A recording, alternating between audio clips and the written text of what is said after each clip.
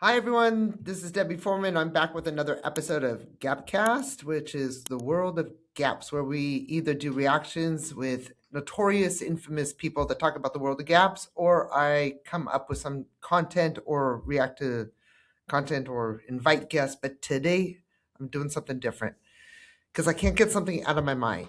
All right. I want to talk about thought partnering.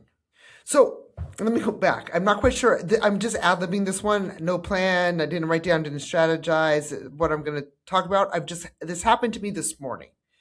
And since this morning, it's just been running through my brain and I decided to spit it out. All right. And it goes like this.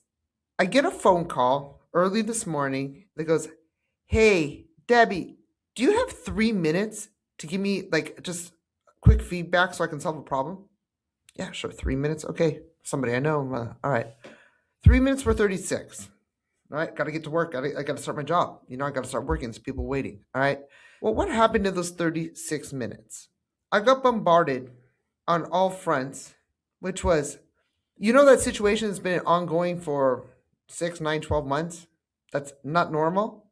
Yeah, I know. I know all the details. It's not normal. Of course, it's not normal. It has been normal for 6, 9, 12 months. But it's not normal. I know it's not normal. What should I do? I'm thinking, wait a second. Let's rewind this, because what happens when you're in a stagnant process? What happens when you're in a cycle of sameness and the sameness doesn't change and it's not getting you to where you need to be?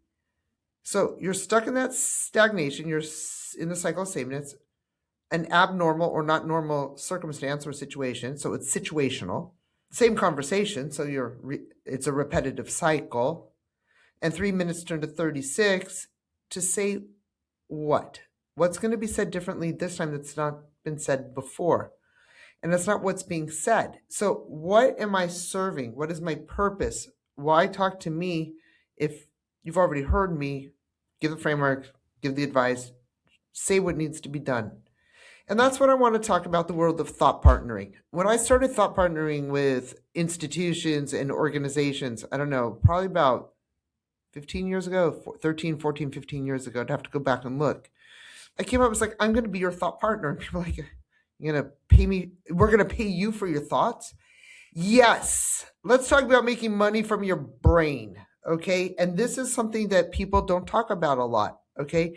I study, I have content, I have framework, I have knowledge, I have know-how, I can operationalize. And if you give me something to do, a task list, I'm going to do A and B and C and D. Now, what happens when somebody comes and said, let me pick your brain for a minute? Or what do you think about this? Or how do I get myself out of that? Or this isn't normal. This is when we professionals, and this can be any industry.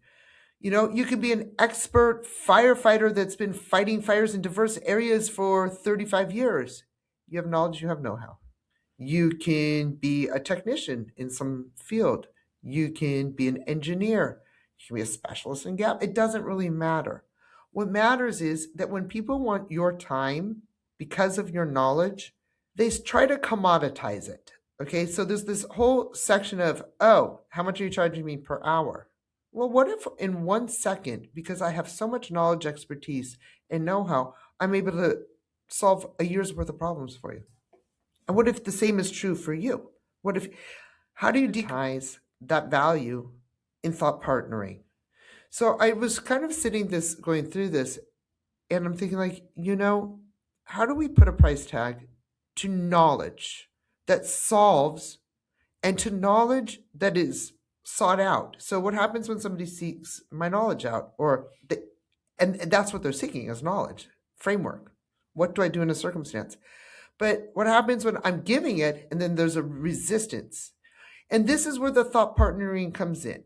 And I think that I'd just like to help people out there understand the two sides of this coin. Number one, you're knowledgeable, you have expertise, you have framework, and people seek you out not as a big consultant. They just want to bounce the ideas off so they can get past something.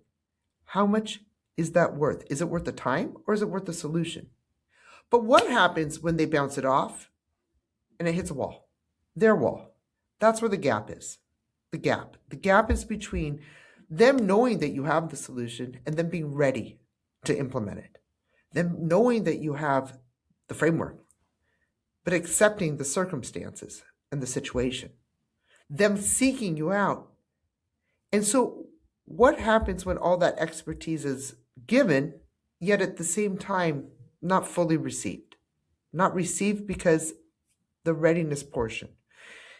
And then I started talking today. I said, I'm not going to talk about the situational anymore. I'm cutting the talk on the situational. There's nothing else to talk about. What's to talk about is the resistance, the fear factor, the inability or lack of desire to get past it, the space that this is occupying inside of you through permissibility. And what is that permissibility when you thought partner? You're seeking me out for my knowledge. You're paying me for this. You want the advice, you want the framework, you want the actionable.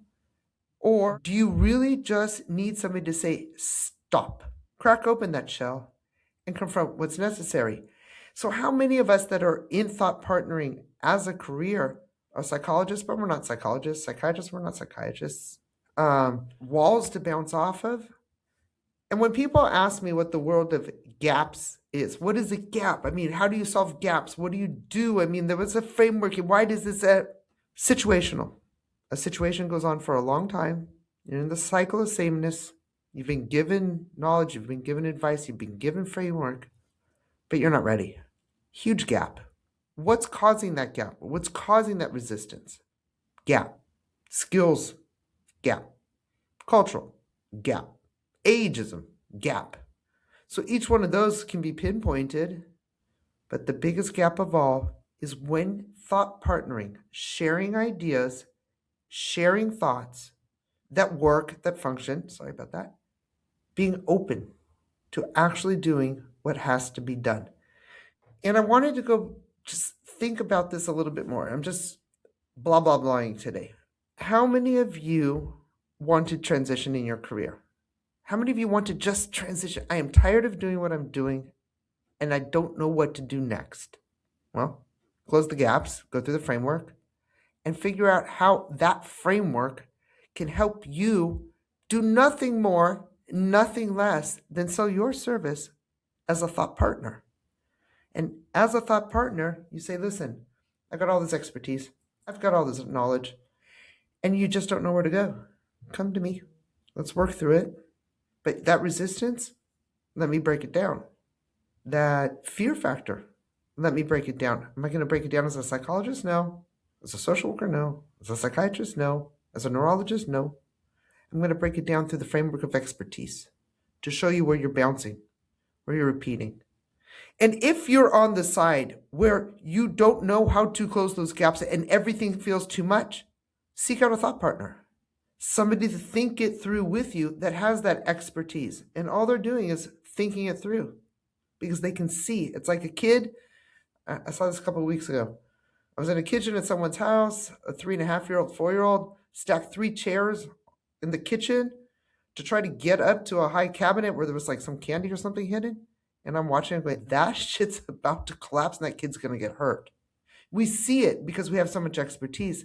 Where the pain points are, where the dangers are, where the risks are, where the opportunities are, how to do things safely. That's what thought partnering is. But on the other side of it is the receptor. And their responsibility to not only hear, but to put into action what's been advised. How do you charge for this?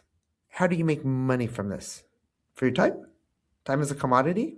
There's only 24 hours in a day. You're going to work 8, 9, 10. Or for the solution. Ponder it, think about it, like, comment, subscribe, and I am open. I really want to hear from you guys. Who wants to learn and know more about the world of thought partnering as a career, as a transitional, to get out of what you're currently doing and to bring that knowledge forth to those who need it? I'm Debbie Foreman. Thanks for being here.